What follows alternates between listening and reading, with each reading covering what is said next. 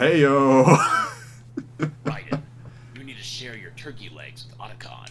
Oh, Snake, I don't think that's necessary. There's 2 turkey legs. We can't just share them one each. I have to assert my dominance somehow. Raiden, sharing is caring. We had a bit of a talk earlier, so that joke is now on my mind, where Snake is like trying to be a good school counselor to 2 kids that just can't get along and like try to take each other's food. Yeah. Okay, so we got 2 side quests, or we could get on with the story. Which would you like me to do? Because I could easily hit the alley and hit the batting cages before going on with the story. Probably hit the story. We've done enough. We've kind of done a lot of messing about. Yeah, we've done a fair amount of messing about. It's time to go forth. Yeah. With the story. We might get to play as Majima again. Yeah, that would be fun. We've had a few episodes here with Kiryu. If there's anything I want you to initiate right now, go talk to those guys that are near the beef bowl shop. Beef bowl shop. Oh yeah, they're over here. It's the second half of the Miracle Johnson stuff. Okay, so you have to do it twice, huh? To get the encounter finder, yes. Oh, Although, okay. he then proposes you the 2-box setup, and you have to pick a specific box in order to get the encounter finder. Bad news first, then. Miracle's gone missing. Oh, God. What? What do you mean, missing? Are you nuts? Keep it down!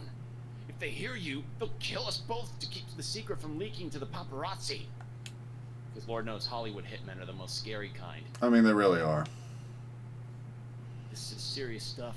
The whole world's in an uproar because the pop star prince has gone AWOL. Makes sense. He's a global superstar. I hope he's alright. Okay, so what's the good news? I saw him. Miracle, the missing superstar. What? You're pulling my leg. Where? Let me guess. He's at the cat fights. Told you, keep it down. If the wrong person hears us, they'll grind us into hamburger meat. Sorry. So, where? Maharaja. I saw him there with the security detail, but he's traveling incognito. So, the disco place. Okay. Oh, yeah, I get it. He's on a private visit to Japan. Bingo.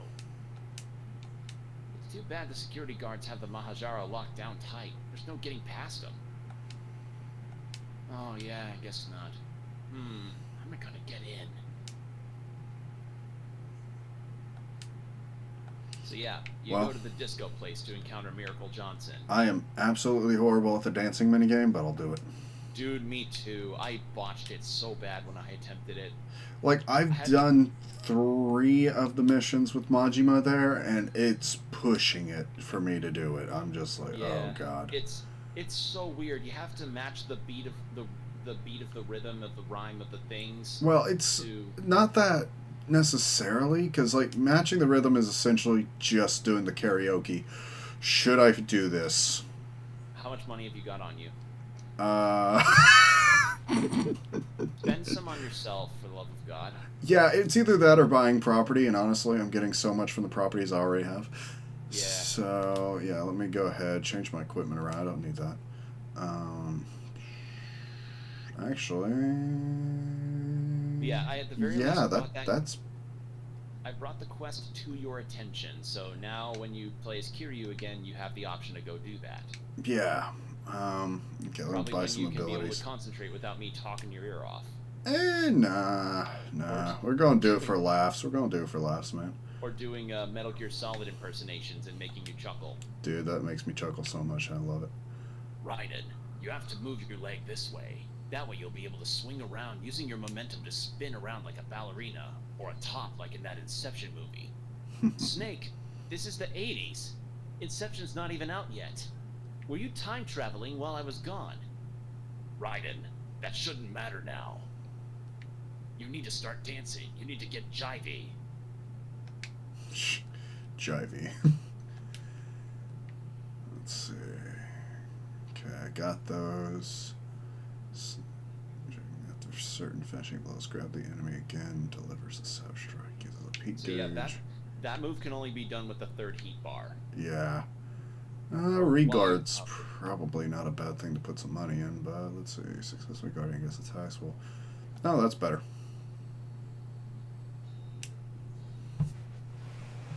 There we go. So now if I switch to that style, like when I'm using my bowling ball, if I block, I'll at least get some heat out of it. I don't think blocking will help against the shakedown.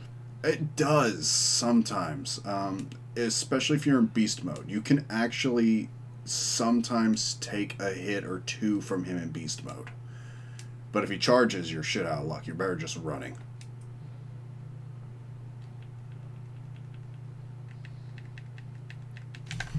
Okay. You don't have the heat, Jordan. Yeah, but you know what I did before we, Yeah, you bought a bunch of heat stuff, I know, but Yeah, still, just in case. I wouldn't risk switching to a bowling ball because that's just a few frames that'll cause you to get smacked in, to get gorilla pawed in the face. Well, I may have opened up by getting hit, but we'll see. Maybe I should save that bowling ball towards the end, though. You're right. I'm gonna. Yeah. All Like, right. Peck at him with rush.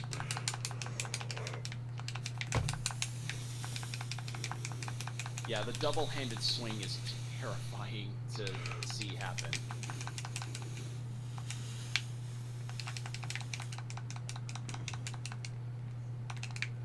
But yeah, since you've got rush and a lot of your styles up super high, you should be able to do this.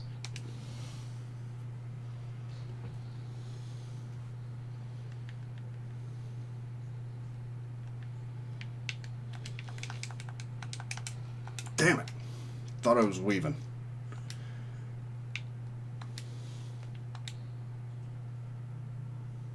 Man, that does not give me as much health as I thought it did.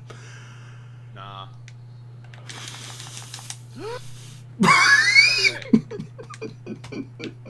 That was close. Yeah. That was very scary.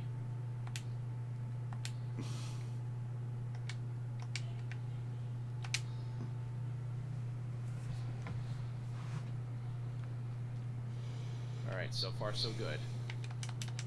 Get out of there. But yeah, my usual method with shakedowns for people watching is that whether it's when it's with Majima and or actually when it's Kiryu, what I tend to do is I get like a bat. Damn. And when I build up my heat with rush, I use the heat move with the bat to knock him on the ground. And then with brawler, I kick him while he's down to get some pot shots in and to build heat up. And just sort of rinse and repeat with that method. And the same also kind of works with Majima because he has a bat by default. So, yeah, you're gonna need a heal, pal. Oh, yeah, totally. I'm going to heal while he's down. I got lucky there. Yeah, you did. If you encountered a man of his stature and he threatened to gorilla paw you on the side of your face, how would you feel? Two options here. Do I have space to run? Because if so, I'm going to freaking run, even though I'm really not built for it. Option 2. I'm going to drop to my knees like I'm about to suck this man's dick, and I am going to uppercut the shit out of his taint.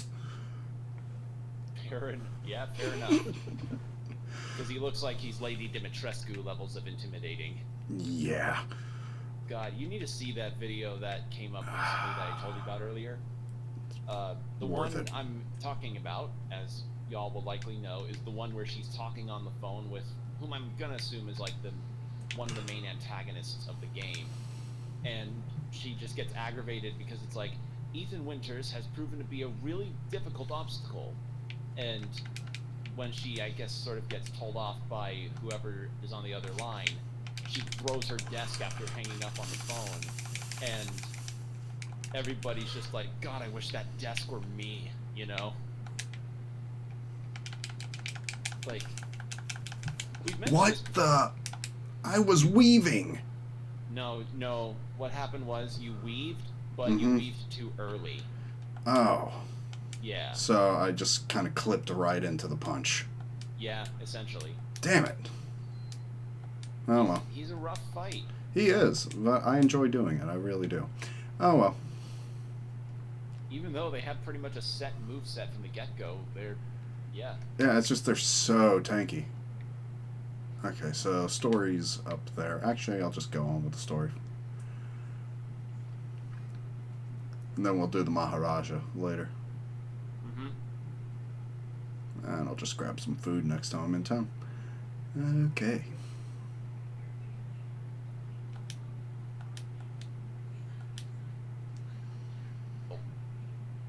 He just had a massive run-in with the Yakuza.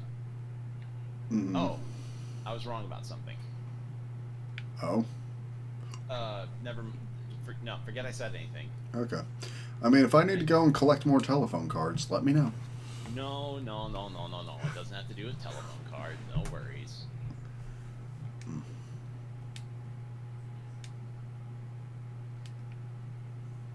So, this is essentially telling you, hey, next story segment's gonna be big.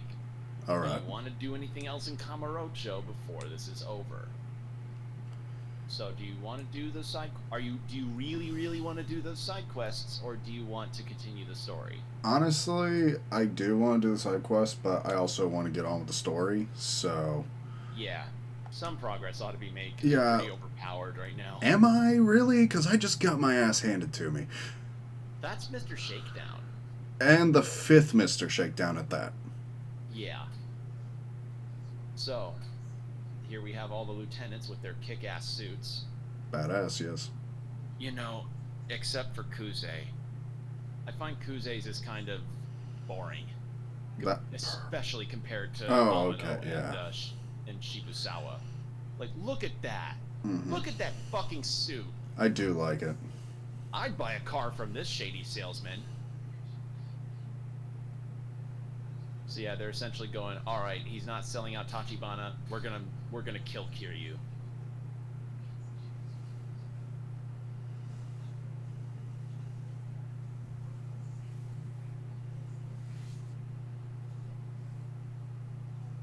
God, look at that cell phone.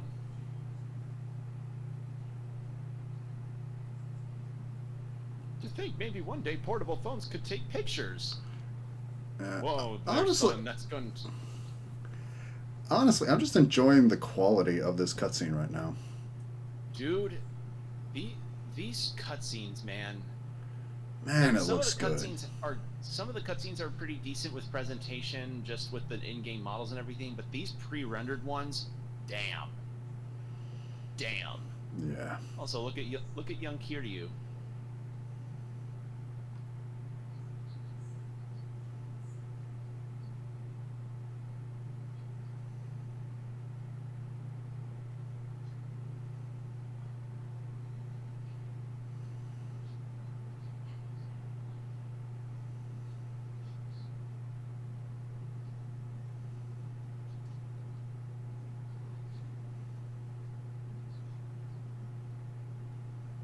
Yeah, because they view it as like your guy took the kid in. So it's your problem before us. It's just as much on. It's more so on your hands than it is on us. But yeah, Shibusawa's suit I think is really cool. Mm-hmm. I like the yellow tie is really striking, which makes it really cool. As I said in the last episode, pinstripes, man. Pinstripes. Yeah, they're pinstripes, man. They do good. Well, not necessarily kill him, just kind of bring him to the Dojima office and I guess torture him for info. Then after torturing them, they'll probably kill him. Oh, totally, yeah, definitely.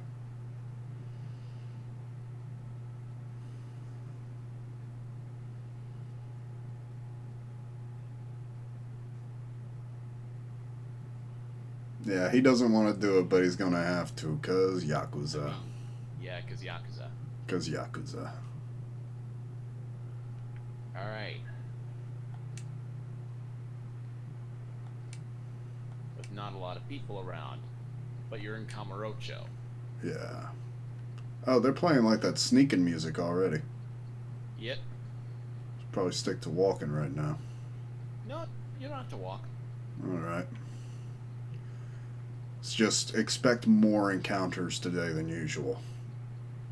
In a sense, and by in a sense, you'll see in a moment. Oh man, I love the music here. Yeah, music in this game's really good. Music in the series is really good. Like, I would watch. I was watching a stream of somebody playing the 7th game. You know, some people have been a bit divisive about it due to its change to turn-based combat. But Wait, what? oh yeah, you didn't know that? The 7th game is a turn-based game? Yeah, they how do I put this? So the 6th game is where Kiryu steps down as protagonist. Yes, I remember that. And that's where the game Judgment, which was supposed to be kind of like a cool little reboot, or sort of a revitalization of Yakuza in a sense, that's what it was supposed to do. But the problem was, Judgment did not really do much for a lot of people. Mm-hmm. Like, from what I've heard of the main character of the game, which is part of the appeal of what Yakuza is, Well, always. the main character of Judgment was essentially kind of like a really less cool. He was a less cool version of that one guy that goes, "That thing about high school girls, man. I keep getting older and they stay the same age. Yes, they do. Yes, they do." So that's just like, creepy. Yeah, like he's supposed to be a PI that really knows, that has himself in league with a lot of Yakuza people. Granted, I don't know if he does that. He just looks like kind of a doofus. And not a fun doofus either. Yeah. You know what I mean? He just looks like a real doof. And then the 7th Yakuza game came along called Yakuza Like a Dragon because... yeah, I've seen screenshots of it. I didn't know it was turn-based. Yeah, apparently the turn-based thing was meant to be a trailer-only thing, but people actually kind of liked the idea, and so the Sega went ahead and was like, you know what? Let's do this. Let's do it this way. Just see how it works as a one-off. Yeah, and some people like it, some people don't. Some find it an okay adjustment. Some say it completely derailed what Yakuza was. But the main character is somebody that a lot of people were like, alright, this guy's awesome. Because he's this massive dork with crazy hair who... The characterization of him through the combat being turn-based is that he's imagining himself as a Dragon Quest hero. So, yeah, it's kind of... Through that alone, it's part of the reason I'm just like, should I just skip to 7? Should I just skip to 7 to see this dork of a man? A fellow Dragon Quest fanboy in the form of a video game. Oh, you grabbed salt!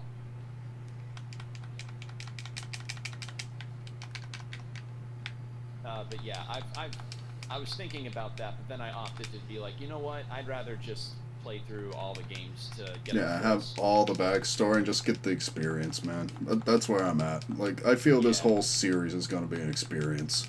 Yeah, it's just when I hear character is fan of Dragon Quest and imagines himself as a hero as he's fighting all of these gangsters and shit, I'm just like, I need to see this. I need to see this now. This needs to be in my periphery at this very moment. So yeah, I'm very excited at the prospect of being able to play that game in the future. Okay, so this is actually going to run me through a gauntlet. Essentially, yeah. And by gauntlet, it's like every encounter you have some set amount of time to defeat the enemies before their backup comes.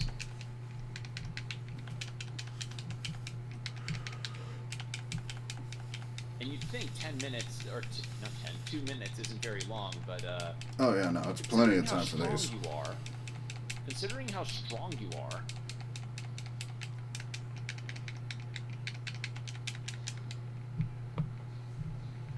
and I think the timer pauses whenever you do heat moves like this. Oh, yeah, so most likely. no worries on that. But yeah, that having the game go turn-based was a pretty considerable risk for the series on that part. Oh, hell yeah. I bet it was. Yeah. Kind of like the same risk-taking that Nintendo had back in the GameCube days. Like, I was seeing a certain a best of or highlighted parts of an LP of Paper Mario: The Thousand-Year Door, and seeing that game and a blind reaction to it, it brought to my attention, wow, no wonder Nintendo is so uncool Mr. Rogers about doing stuff that's different. Yeah. Well, I mean, that's also one reason I just always have respected Sega more as the gaming company. Like, if I had to choose between Sega and Nintendo, Sega always took more risk. Yeah. They were just that company. They did what Nintendo don't. Granted, some of that risk didn't exactly reward. Oh, no, definitely not. But like with every Sonic game that's come out past the adventure games. I don't know. I think, like, Colors definitely fixed a lot of the formula that was kind of broken in Unleashed. I'm not a fan of Unleashed. I feel like, you know what, Colors is this direction that the boost gameplay needed. Yeah. But we'll see.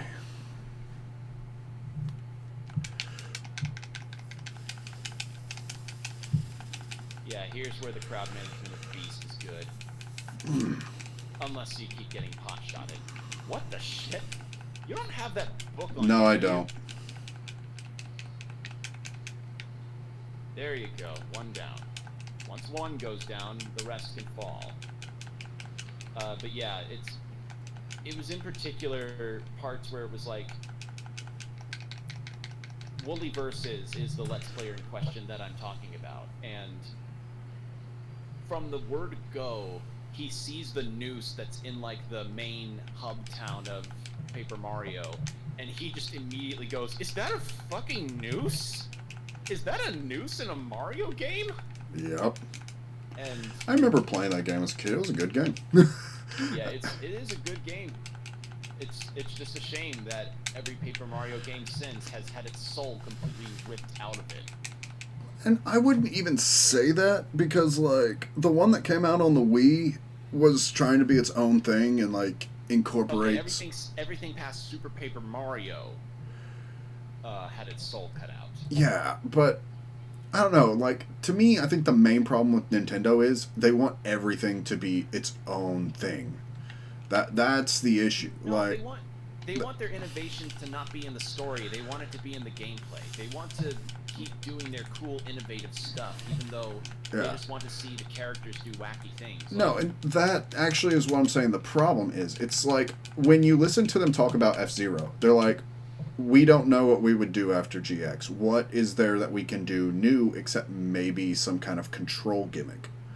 And so you've never re-released GX or AX or made a combined port. You just say, like, no, we did it right the last time, and that's it. We don't know what to do with the series from here. What new could we bring to the table? We're not releasing the same game again. And that, to me, is the issue. Like, Thousand Year Door has some quirks of gameplay that are unique to Thousand Year Door that no other Paper Mario does. But every Paper Mario since then has to do its own thing. Right, but the problem is the nature of how they are viewing narrative and like cohesion and storytelling. You know, God, we've just made this entire deal about shitting on Nintendo for most of this LP, but it's just the problem is, you know, a lot of Nintendo are just like, we don't want to do interesting stories in our games because that just screws with what we end up getting to be able to do in the future. Yeah. Even though it kind of doesn't, because Paper Mario's a spin-off. But yeah, and I just think, you know, there are some exceptions to the rules, like having some really dark beats of storytelling being shown in Nintendo games isn't unheard of at the moment, like Fire Emblem, for instance. Three Houses, despite the school setting and feeling very anime at points, did have some pretty dark elements. Also, ow. Mm-hmm. But, I mean, even, like, Zelda has never been too afraid of exploring darker ideas or elements in a Nintendo game. I think that's the reason most people love Zelda. It's probably because it's Paper Mario, or just Mario in general, that... Oh! Yeah! Oh my god, I never saw that one! That's a new one! I love that I can bring these new heat moves to you. Oh, that's a... Well, I guess that's the beauty of Yakuza, Jordan. Holy shit. So much attention to detail. That one. Fuck. That was a good way to finish him off, too. Oh my god. Alright, well, that was something. Sorry I blew your ears out, everybody. It's alright, man. Jesus Christ. Anywho. So what I was about to say is, like, maybe it's because Mario is Nintendo's identity that they don't want to do anything character-wise or story-wise with him that could sort of make the image feel altered, you know? Like, they don't want to make the world of Mario any more complicated than they think it should be. If that makes sense. Yeah. Because Zelda did a lot of stuff, and you know what the other problem is? It's that if something experimental does come out and it doesn't sell, or if something gets super popular and is the only thing that gets super well sold in a franchise, they'll see the profits and they'll go, "This is what people want. We keep making this because now we know this works." Mm-hmm. It happened with Fire Emblem after Awakening because, man, needless to say, I appreciate Awakening for everything it did, and it's a good game, but man, did it take the franchise in directions that I was not a fan of. Yeah. I don't know. I mean, that's me and Mario Party. I freaking love Mario Party. But, you know, just because they've learned they can do something one way or another doesn't mean they should do it all the freaking time. Yeah. Like, Fates is the pit of every modern Fire Emblem game. Fates is, like, again, it functions and it has good gameplay moments, but the story and some of the characters were cool. I like Rinka, the Oni girl that has rock solid abs. Mm. But the story was just awful, and there were a lot of moments in that game that were extremely pandering. Like, they wanted to make sure all bases were covered with any kind of person that felt any particular way towards a character. The biggest problem, the best example to point to is like the main character Corrin and his relation with his siblings. So I'm gonna pause my Fire Emblem discussion because you're gonna see something kind of kick-ass. Oh, I can't wait. This looks cool. I'm guessing one of the bosses is somewhere in here waiting for us. Let's see. Who is it gonna be? Is that a motorcycle I hear? Holy shit, it's a motorcycle. It's Kuze with a pipe on a motorcycle.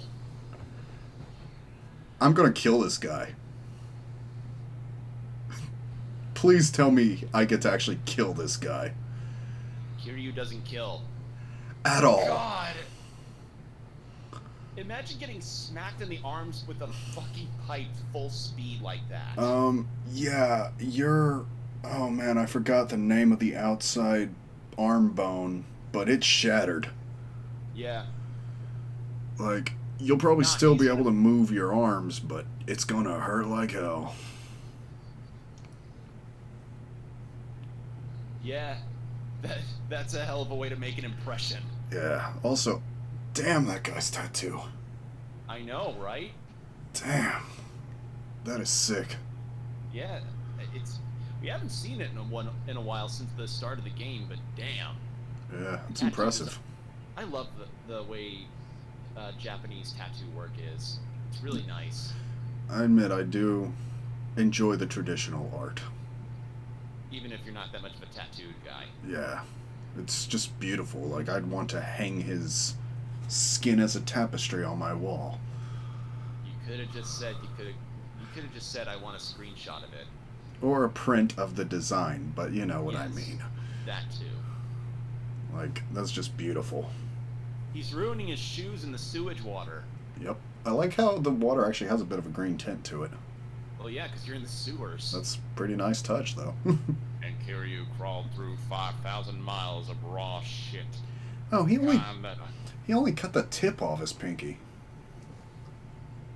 Well, yeah, I mean, wait. Well, I mean, you still cut off a section of your pinky, man. Yeah.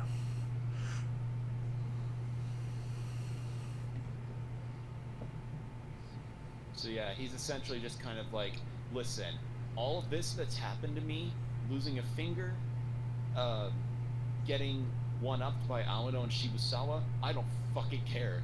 But you half-assing your efforts like all this, yeah, yeah. Damn.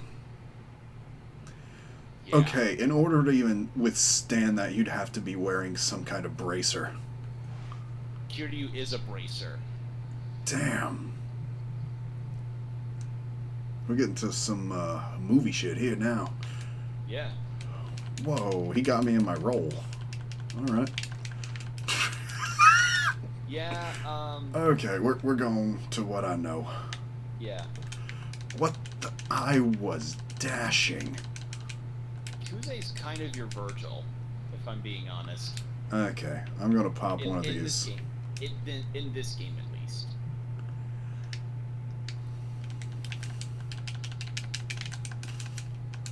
Alright.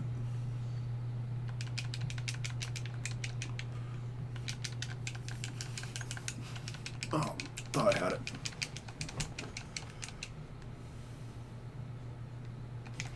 Oh, okay. My heat move doesn't even activate. That's interesting to know. Well, it's because he's using a pipe. If he was using his hands, then that'd be a different matter. Yeah. God, imagine breaking your hand on a wall while you're still recovering from severing part of your pinky. Oh, that would hurt like hell. Yeah. The only heat move you'd probably be able to pull off in Rush at this moment would be if you got him on the ground. Yeah, or if I gave him a fear state, because then I could use the stagger with my brass knuckles.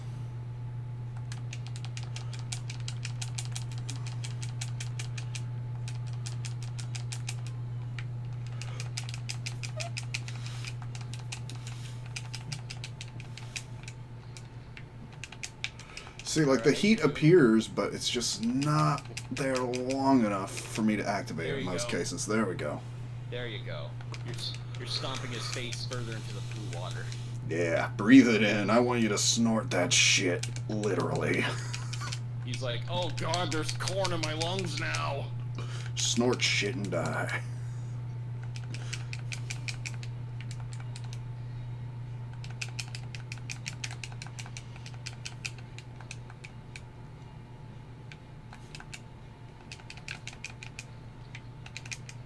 This is probably the one time a sewer level, or I guess sewer boss fight is ever cool. Yeah. Then again, I mean, it works with the story.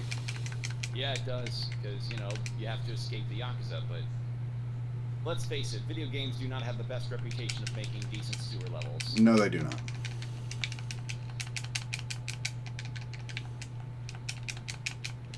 What's one of the worst levels you ever played in a video game? Honestly, probably the PS2 Shinobi, like the 4th level. I can only remember it as kind of a lava level. Just the amount of wall platforming you had to do, like hugging and wall running with the camera the way it was, and all the enemies, because they want to make Shinobi as hard as possible. That level was just asinine as hell to try and get through. Like, navigation was the enemy, not the actual, like, enemies of the stage. Not to mention they did the whole mechanic before Ninja Gaiden did, where at that point your sword is literally consuming your health unless you're killing things. Ah, So you're constantly at risk of dying if you're not traversing the level like a speed runner and know exactly where all the enemies are before they can attack you.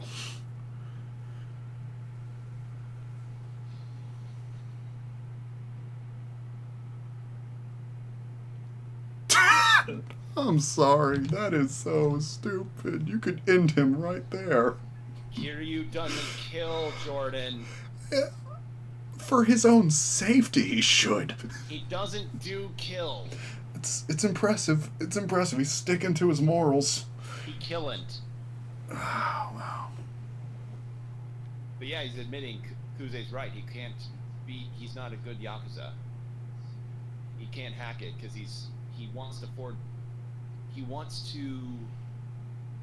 He likes the ideals, but the whole criminality of it is hard for him to be. Hmm.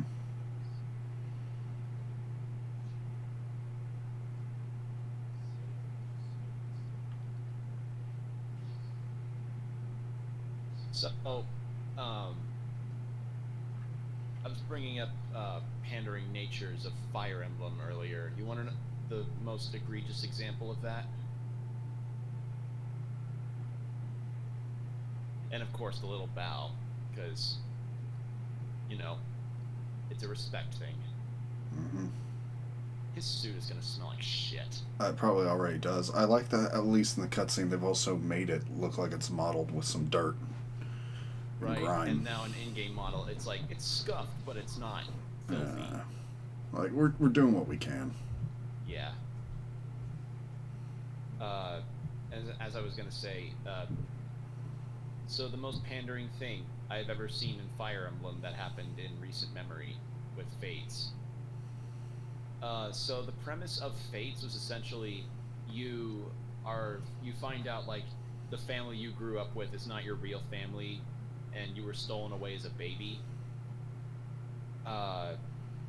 And depending on your game choice, you have the option to go either with your birth family or the family you were raised with. Hmm. And if you decide to go with your birth family, you know, the one in the game Birthrights,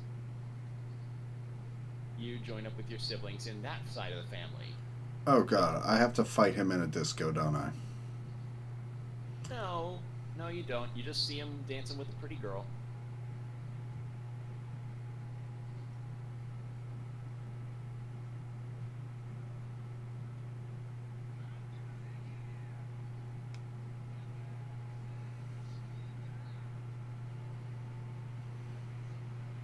So, as I was saying,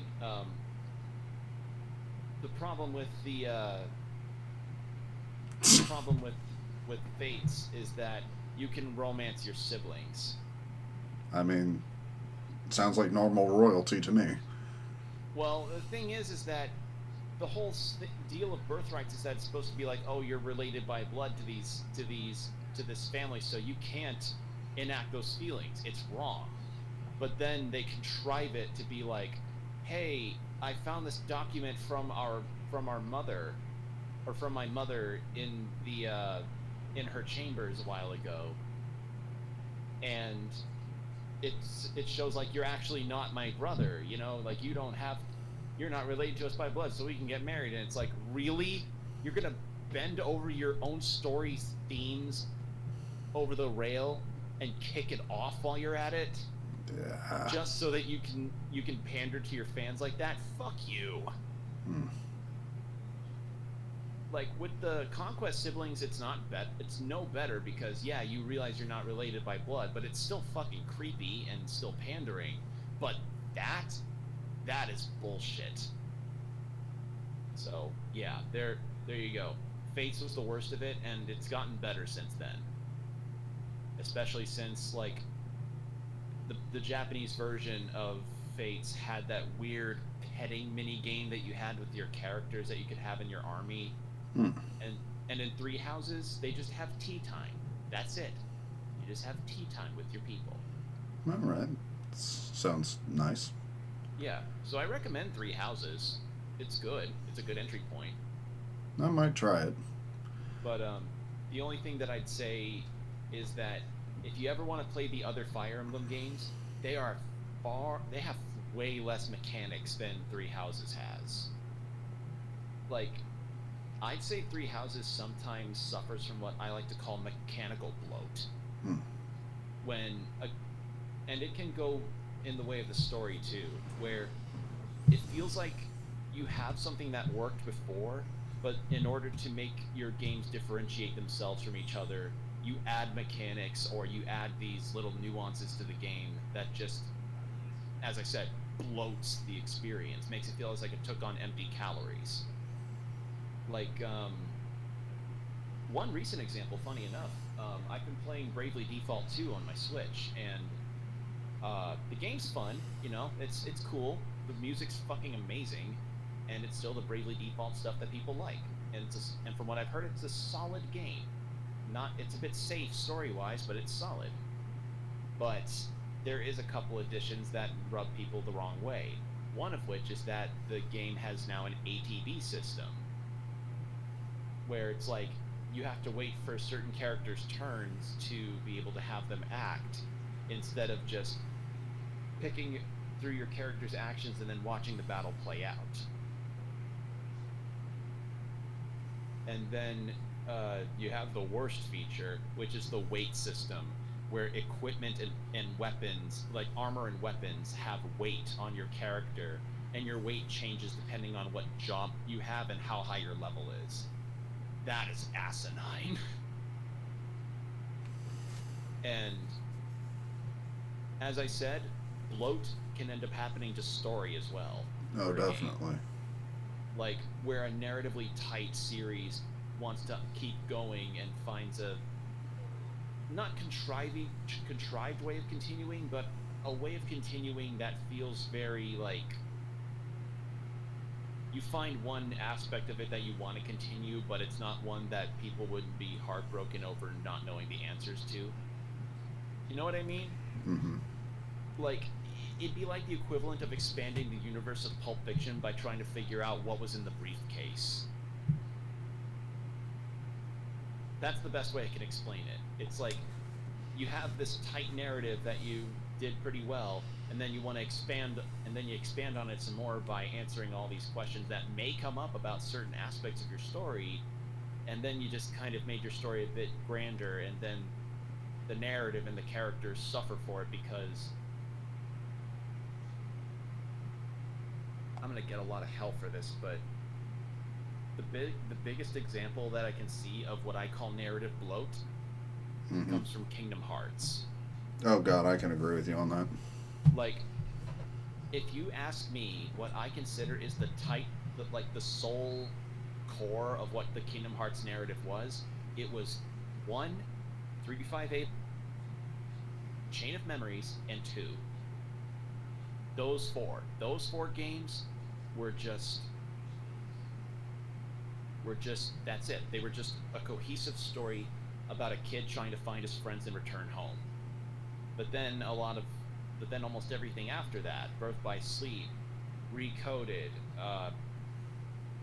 Dream Drop Distance 3, Union Cross, the fucking mobile game, and it's like, it just, I don't know. I feel like that kind of made the narrative a bit lesser, especially since it makes Sora, the main character, feel a bit less of a presence, I guess, in terms of the story, because he had a motivation to continue through the segments of the game beforehand, but from that point onward, it was just like, he wants to fight the darkness, but it's like, okay. I don't know. As I said, I'm gonna catch a shit ton of flack for it. So yeah, Awano's essentially going like, hey man, just give up. And it's essentially saying like, Yakuza's not like a way of life to him, it's a job. Yeah. A job that he kind of, yeah. Yeah. Poor lady. She was just out dancing with a guy who probably paid her a lot of money, and he just pulls a piece on her. Yeah.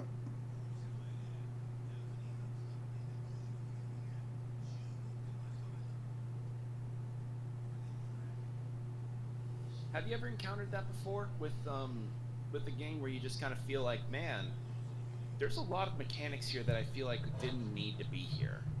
Yeah, I have. Like, can I remember all the names off the top of my head? No. But that does happen.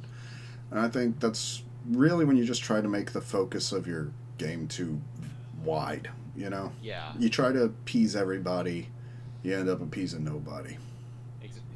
If you aim everywhere, you aim nowhere. Yeah, it's like grabbing a Thompson and shooting at one guy in an open field. You're probably not going to get a single bullet to hit, but if you're a trench in World War One, it's the perfect weapon for the job. How about narrative? Did you ever play through a game's story or a full series and kind of see the narrative make it feel like you're spinning your wheels a little bit? Yeah.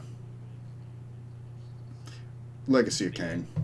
Like, it's Legacy of Kain? probably still one of the best stories in gaming, but it did not get wrapped up well after Defiance, and then Square bought Silicon Knights, and Black Sun didn't come out, and it just felt like, you know what, we're losing the Kain aspect of the Legacy of Kain. It became Raziel's story for the longest time, which is good because I liked seeing the narrative through his son's eyes and how the world changed.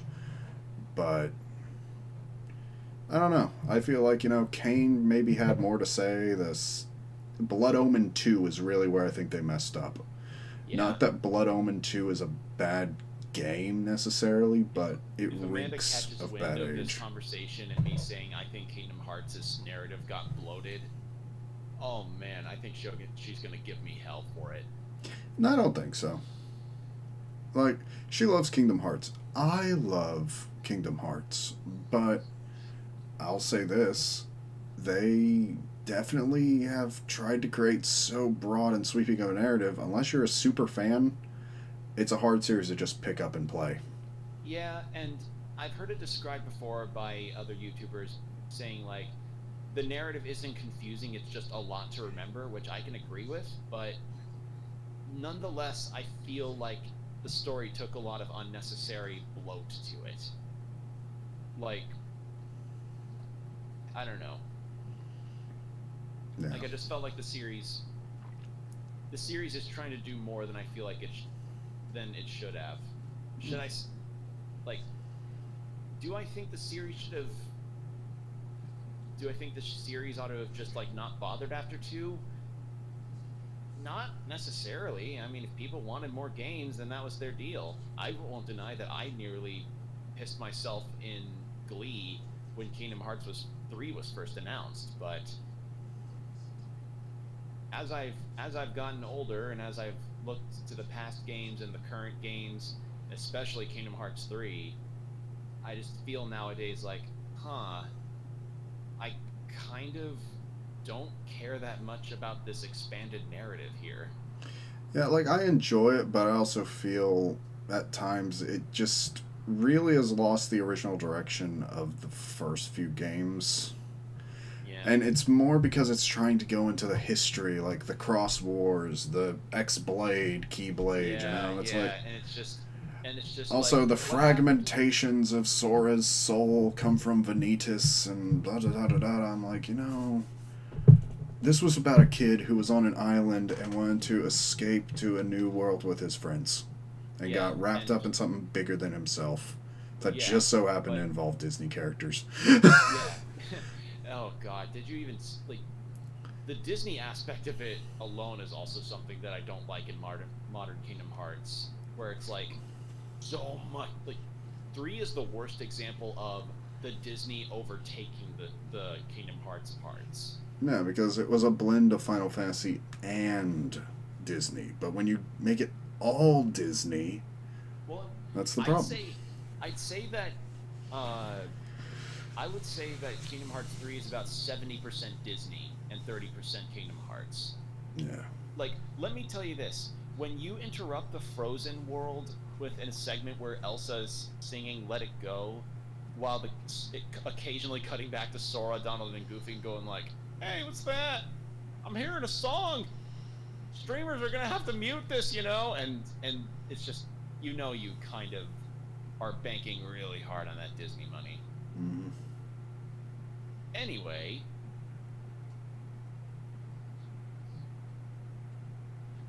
So, this is happening. Yeah, I thought so. Mm-hmm. Nishi probably had to bought like a super fancy brand of cigarette to make this special. Mm-hmm.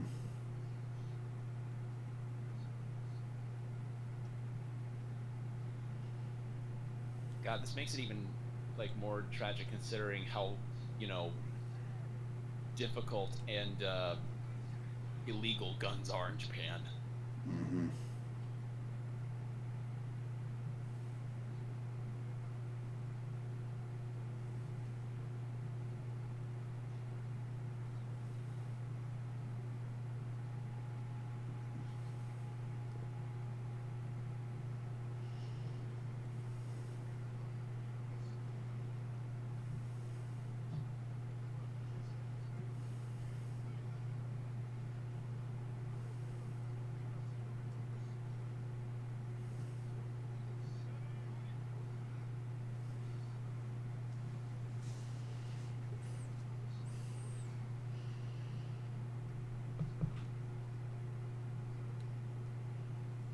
I was not expecting all these cutscenes, and I'm sorry I'm so quiet, but I'm really just enjoying this story. Like, it is a great drama. It's a good story, man.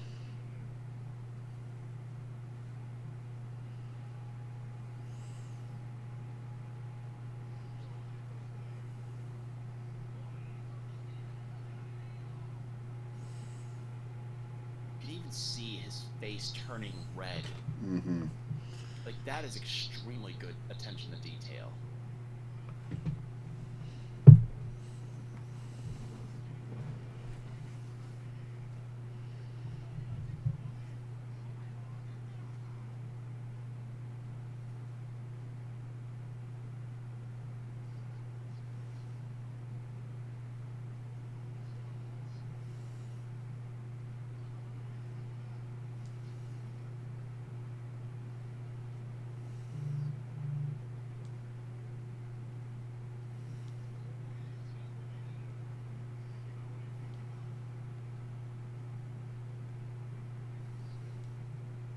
Damn.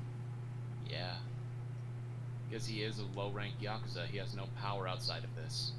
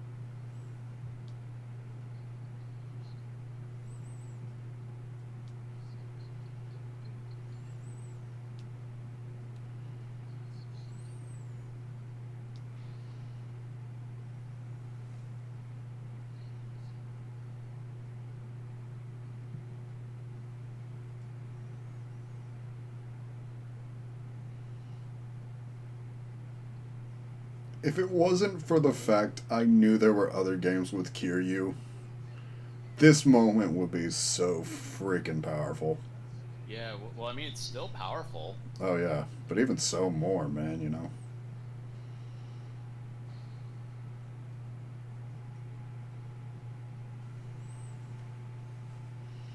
His eyes were closed, so of course.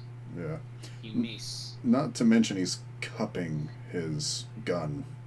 Yeah. Which, I'm sorry, as a guy who's shot most of his life, that is not how you want to balance At firing the gun. ranges, people, just for clarification. Well, primarily firing ranges, yes, you're right. I hunt as well, so I have some field experience. I'm just trying to clarify so people don't go in the comments going, Jordan, you got something to say to us, buddy? Oh, no, yeah, not like that.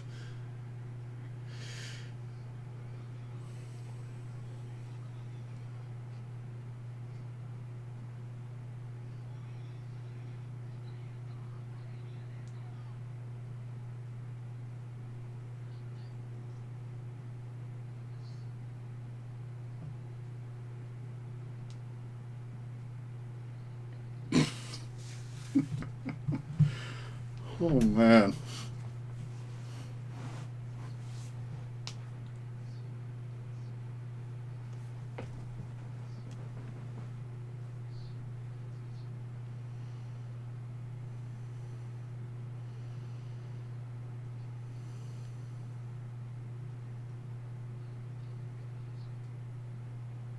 I mean, hell, if he was, embarrassed at buying a shrink wrap porno mag.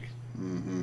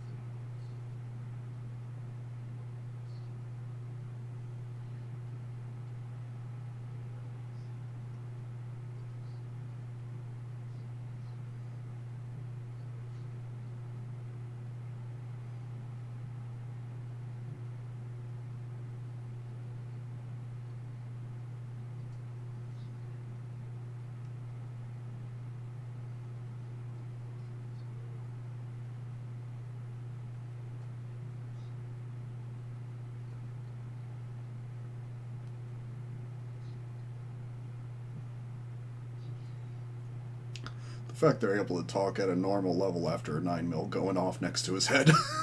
Yeah. The tinnitus is not strong in this one.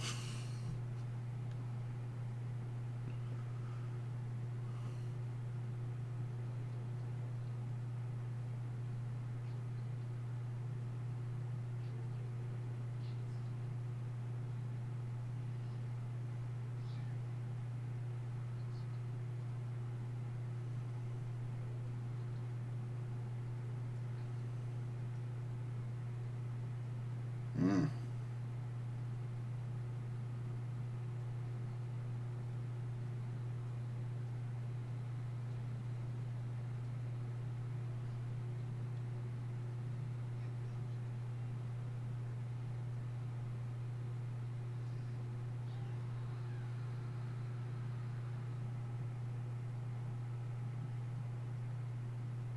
I would not be surprised if we saw him like in 2 games later just coming out of those woods like a wild man. Breaking the world. Breaking the world. Koase. Kisake tenderness. Mm-hmm. Sorry, Damn. that just flashed into my mind, and I was like, I ought to save that for a little joke. That's fine by me. That worked. Also, holy god, we could have bought 22 small private jets with how much money we made this chapter. 5 billion yen. This chapter brought to you by the number billion. Unless you're counting particles of atom, unless you're counting atoms, sands, or the stars, they might as well not be a real number. Dang. And hey, look at who you're back with. Nice. You're back to Majima. Well, let's at least watch the opening of this, and then I think we're going to end it for the night. Yeah, because then we'll be back with our bro Majima. Yeah. We had a few good episodes with Kiryu, and now it's time to get back with our cabaret man Maji. Yeah, you know what I mean. Yeah, because I mean, again, you can't exactly say no to a man who put up a strong first impression like he did. He does put up a good impression. Like, how hardcore would you, Jordan? If you saw a man get liquor poured all over his head and he says, "Thank you so much. I've always wanted to bathe in this brand of liquor. It was my favorite for years, and I thank you for this time, dear customer." How would you react to that? I think he's batshit insane. Or just really enthusiastic about that brand. Mm-hmm. So yeah. Now we're gonna see what he does. So now we're caught up, and now we're gonna have to see how he does with Makoto. Yeah, I'm curious. Like, I mean, he's obviously not Kiryu, so maybe he will go through with it.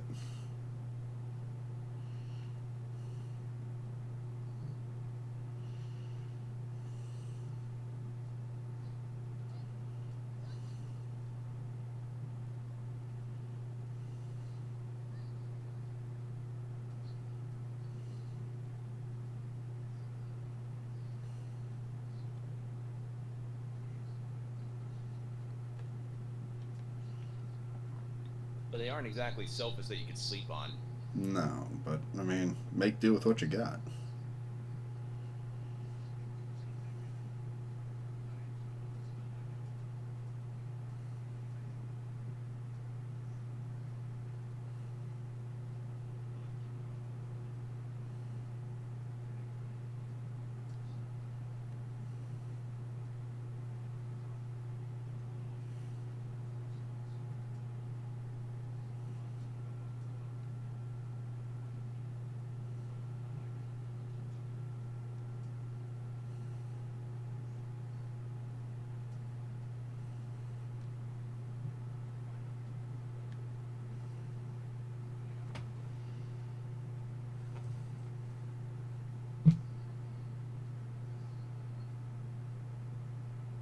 Well, I mean, I don't know how, like, she was just an assistant to a chiropractor's office, and suddenly a bunch of people are trying to get at her.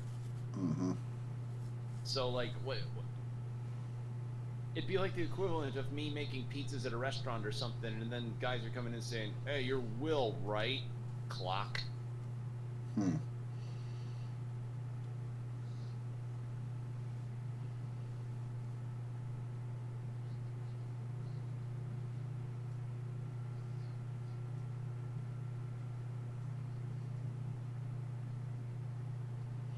Damn, the reflection in her eye. Again, these pre-rendered details are just incredible. Again, like with Nishiki, you could see his face turning red from how hard he was sobbing, Mm-hmm.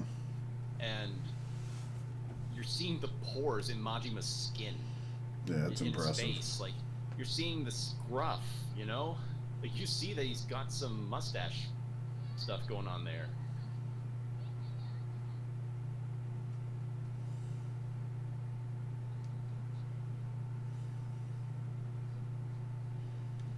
Yeah, 3 times. Mm-hmm. Leg, shoulder, and side.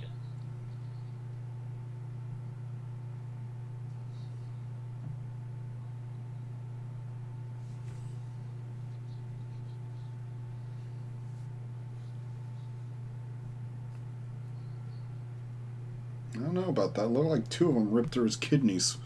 Yeah. Well, no. One went through his shoulder, one into his leg, and one into his side. Okay.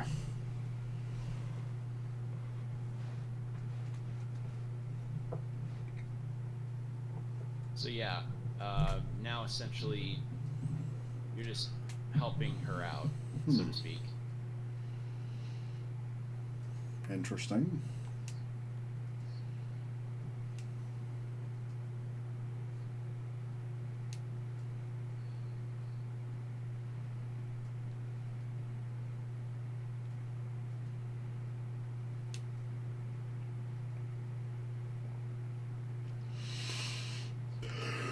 Yeah, she doesn't like. You'll eventually learn why she's being a bit hush hush about why people might be after her and why she's looking for somebody with a bat tattoo on their arm. Mm-hmm. But and when you learn, trust me, you're gonna be tugging at your collar a little bit, going, "Oh, whoa." Mm.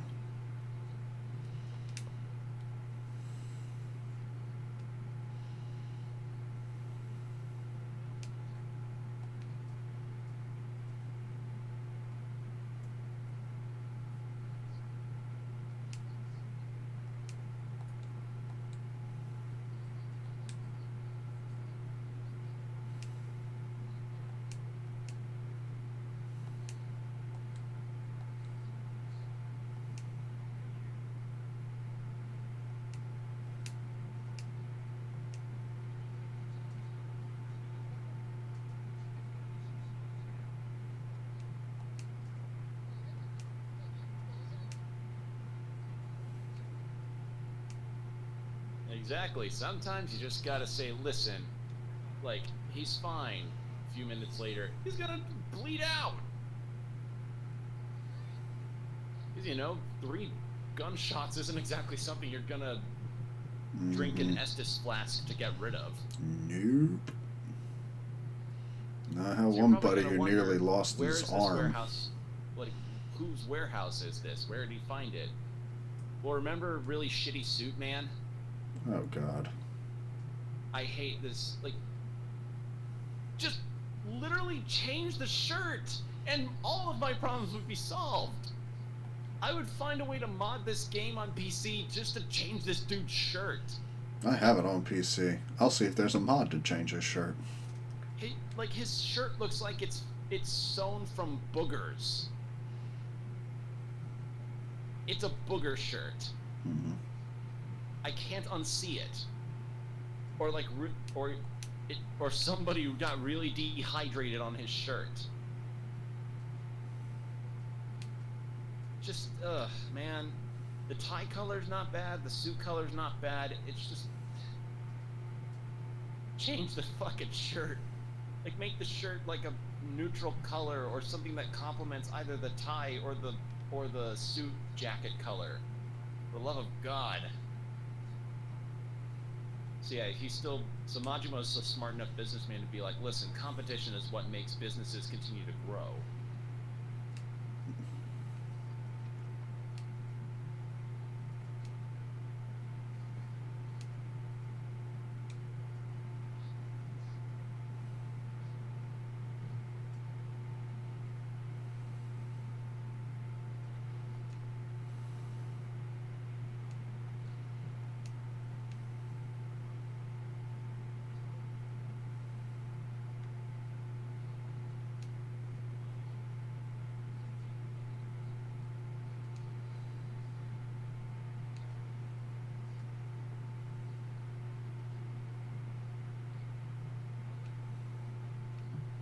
So, you're probably wondering, why the fuck is this guy just suddenly bringing up cabaret clubs to you?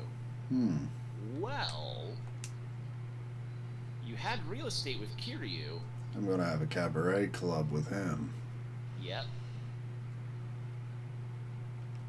And, it's gonna feel really bizarre to do this stuff. Like, you're gonna play it and you're gonna think to yourself, wow, I had this dry looking, well, not dry, but I had this fairly, more, I don't even know how to describe it. You had real estate and now you have cabaret club. But you're probably not going to see how you started, but you'll see.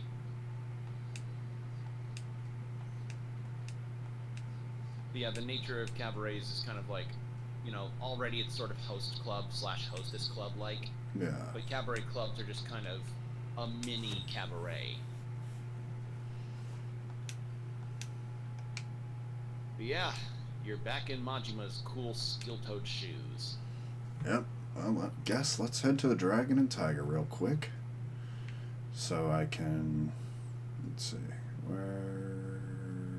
Okay, we're going to his apartment, maybe. Dragon and Tiger is... yeah.